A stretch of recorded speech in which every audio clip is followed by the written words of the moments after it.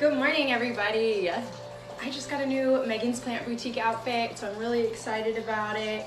I did miss an opportunity here because I forgot to print on the bag. What you gonna do? But my hair kind of covers that spot anyway, so I guess it's fine. But anyway, let's get started.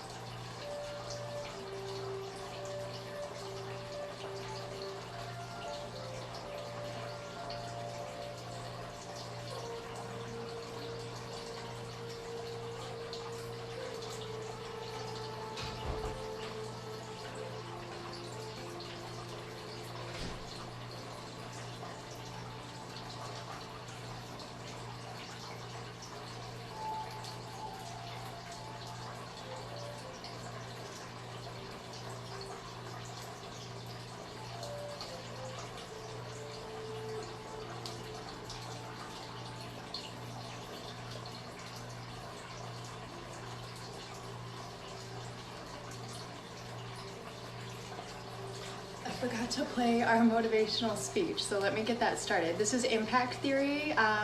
This is called Get Mentally Tough, Achieve Your Goals, and Do the Impossible by Doing This Trick. This is James Lawrence. Let's go. Say hi to Grandma. Listen to it. Show me Not what you expected. 2 seconds. When you wake up with Thomas's. Here we go. Say hi to Grandma. Not what you expected. 2. You're still winning 1. when you wake up with Thomas's.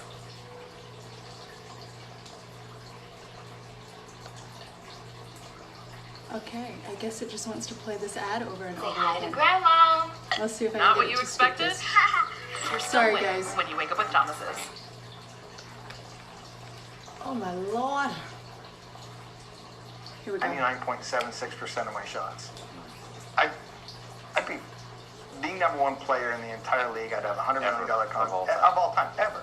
If I was in the NFL and I a QB and I nailed 99.76% of my throws, I'd be the best player ever. Why am I being so hard on myself? Nobody had done what we've done. We've moved the bar so much. And I don't know if it was I wanted to prove to myself who I know I am, or if part of me was like, I want to show that less than 1% of the people that have this opinion, that I am who I said I was and who I am. And then the pandemic hit, and I had gotten out of shape. I had been traveling 9 months out of the year. I'd been on stages and coaching and presenting and helping people have hope and get out of their own way and achieve their dreams. Because I'd achieved mine. I got my dream home. I've got my family. I've got stability. I've got whatever I want now. And I built it all. And the pandemic hit, and overnight, literally overnight, speaking goes away, coaching goes away, racing goes away. And I didn't know it at the time, but I had an entire year plus zero work, no income. I get to focus on me. I get to be with my family. And everybody experienced the COVID shutdown in different ways. It blessed my life. It was an opportunity for me to go, here's one more. Because the whole time, 6 years post 50, I always said, and I'd always wanted, I can do that better. I got asked all the time, if you could do it again, would you? And I said, I wouldn't do it again, but I'd do it the first time. And they said, would you change anything? And I always said, no, because I'm the person I am today because of what I learned on that journey. I love the mistakes we made. Like I said, we never had it. We put it in the book. It's in Redefine Impossible. It's in the documentary. We highlighted all of these struggles and mistakes that we made because it was part of our journey. Did you see that light There flash? was no roadmap for this. And so I started thinking, and I said, okay, I'm not perfect. I'm a human being. I'm not perfect. Oh, thank you. But I can try and strive for excellence in anything I do. And I looked back on the 50 and I said, what was the 50?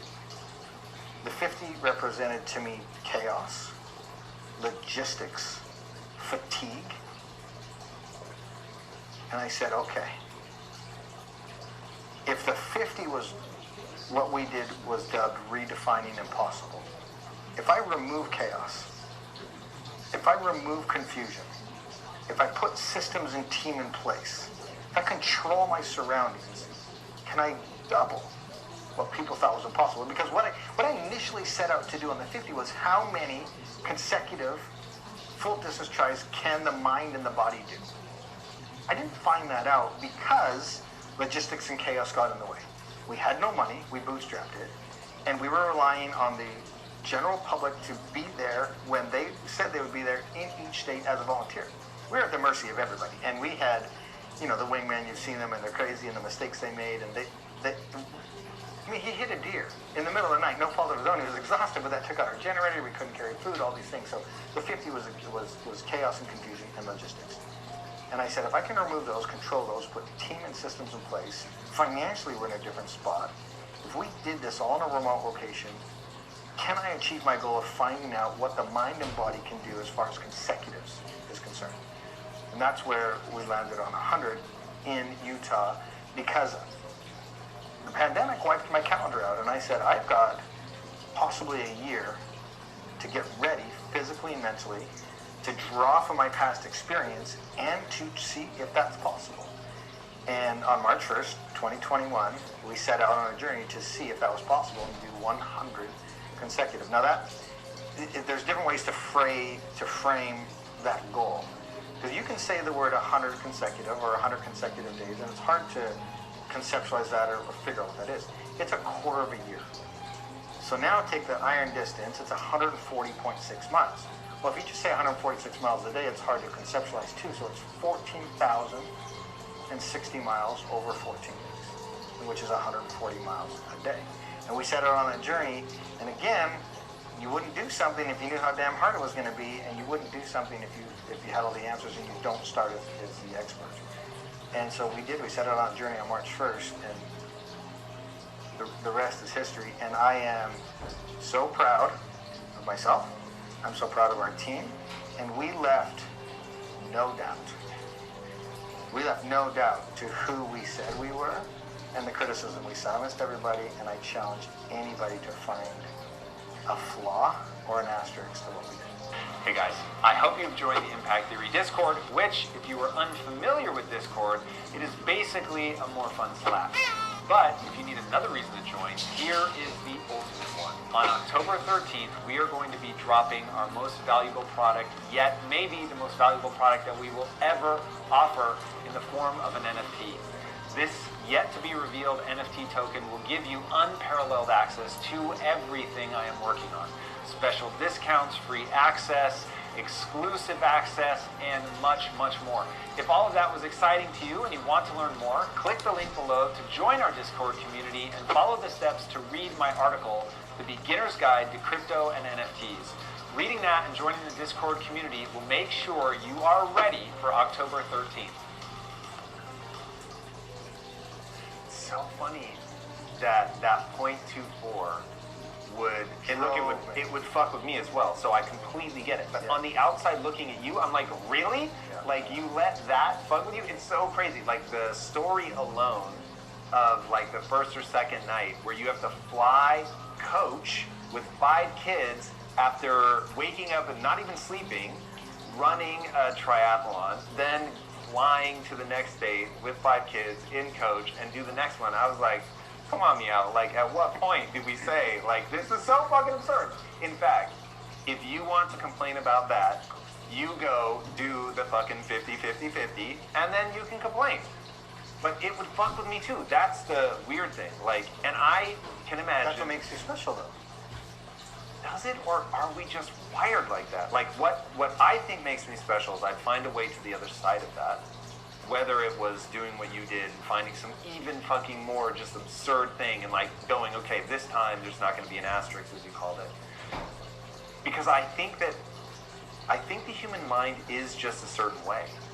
And one of those things is we are a social creature, and it absolutely matters what other people think, and it matters what we think, and it's this weird confluence of all the things.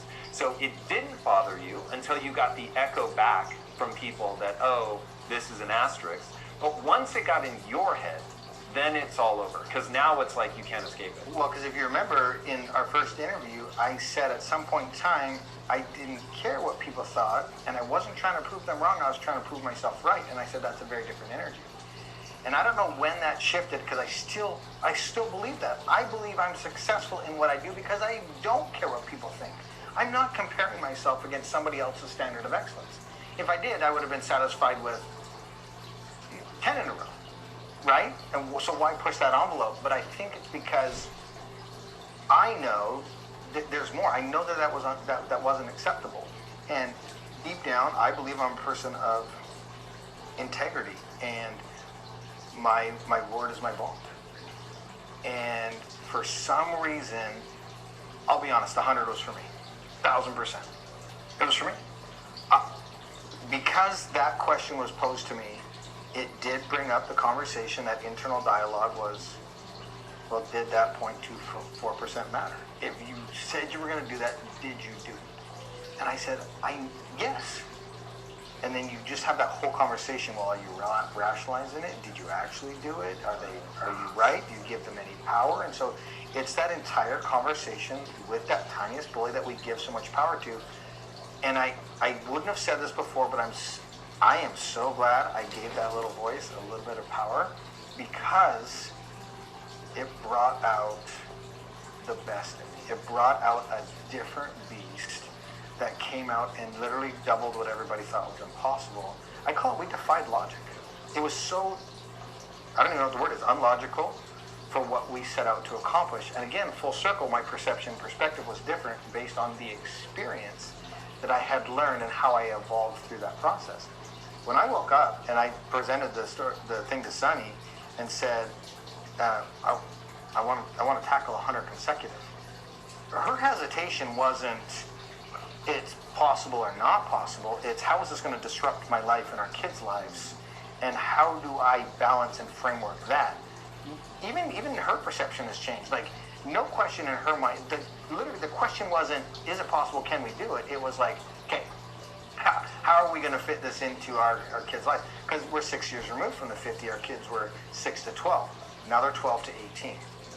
Now they're very busy. They have their own lives. They're looking at colleges. They're looking at high school friends, jobs.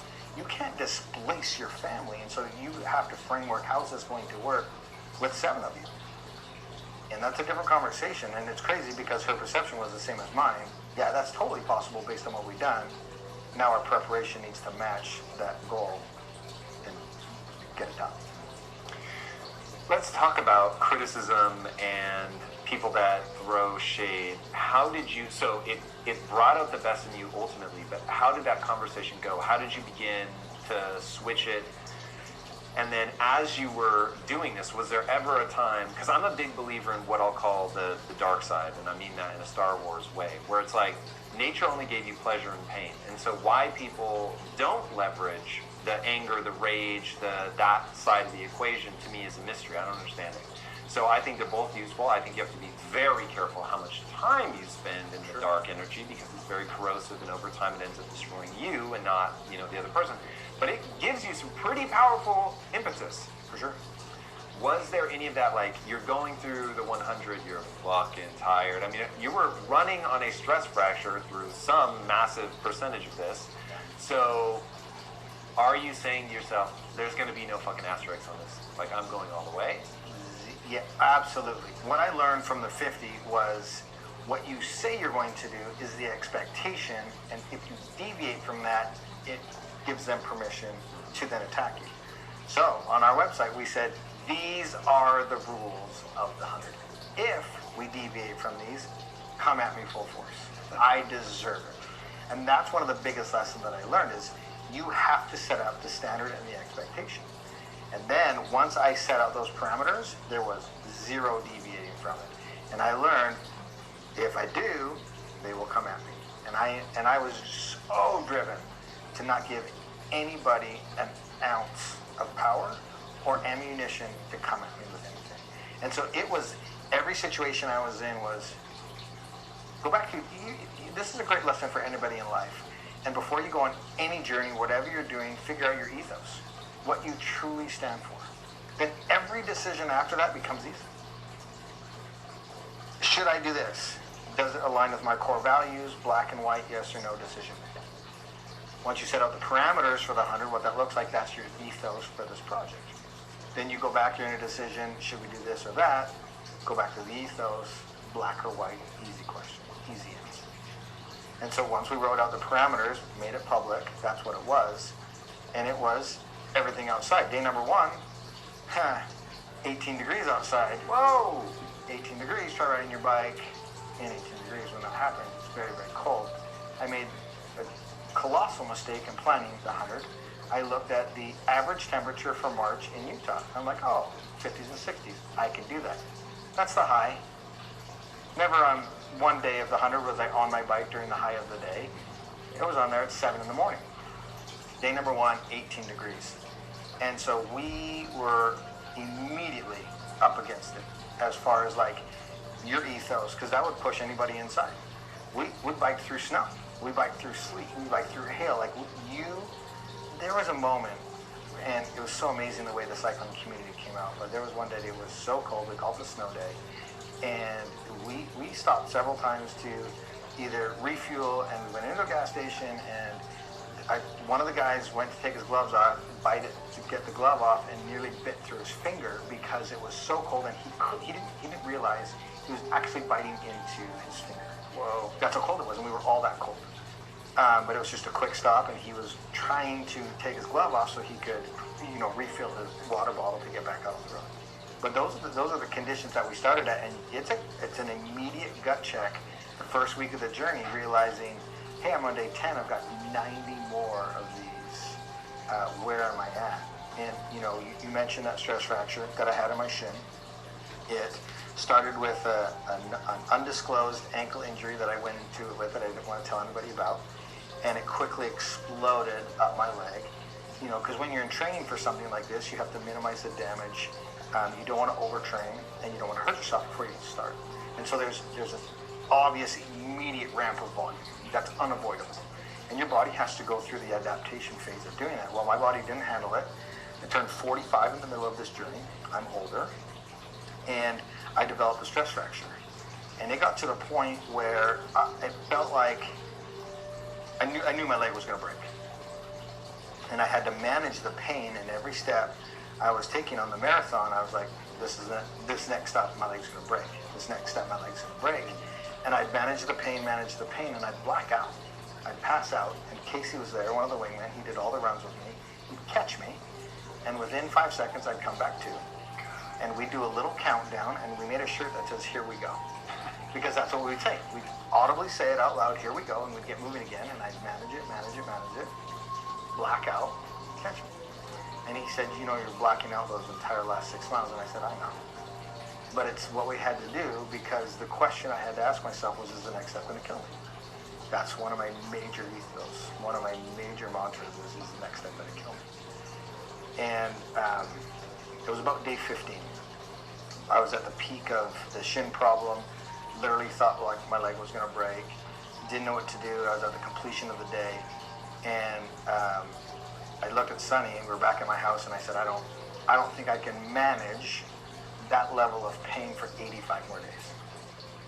And she gave me some of the best advice that I've ever had in my entire career. And she said, the work is done today. The work is done. Allow the team to do their job. We had a great PT massage therapist team there. Allow the team to do their job. Go to bed. Wake up tomorrow, because we have no idea what tomorrow's going to look like. And then let's face tomorrow as it comes. Because mentally, I could not conceptualize that level of pain management for 85 more days. We were so early in the journey. And my 45-year-old body was broken. If the 50 was chaos, exhaustion, and logistics, the 100 was injury, pain, and longevity. Those would be the two parallels between the two, or contrasts. And that to me became the campaign motto was take every day as it is today, because we have no idea what tomorrow's going to look like. Because what we've learned on my journey is my body is our body, the human body, is an amazing tool if you give it the resources it needs to recover, perform, whatever it takes. Same with the mind. And my body could go from great to bad in a 24-hour period, and they can go from bad to great in a 24-hour period. You had no idea. When you deal with what you have when it's given to you. So on day 15, when she gave me that advice, that kind of became the theme for the rest of the journey. Was like, we don't know what tomorrow's going to bring. And if you quit now, you're never going to find out. And that will be the most tragic thing you do on your journey, to not know what tomorrow brings. And so every single day, we would fight till we got to the point where it was like, you've done the work today. Now, trust your team to take care of you, because tomorrow could be completely different. What are your tactics for pain management? That's extraordinary, to be able to manage the pain to the point where you pass out. Sucks. So what do you do? I saw footage that I don't understand, because I'm completely blank. I saw footage where I developed a rhythmic pattern with my hands, that I'd move them in a certain way to either distract myself, and I didn't know I was doing it.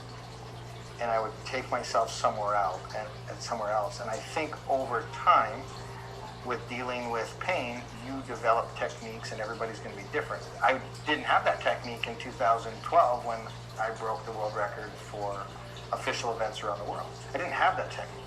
I didn't experience that level of pain. I experienced exhaustion and difficulty, but not that level of pain. And as I progressed through my career with crashes and continuing to push the mind and the body, I developed personal techniques that have helped me. And I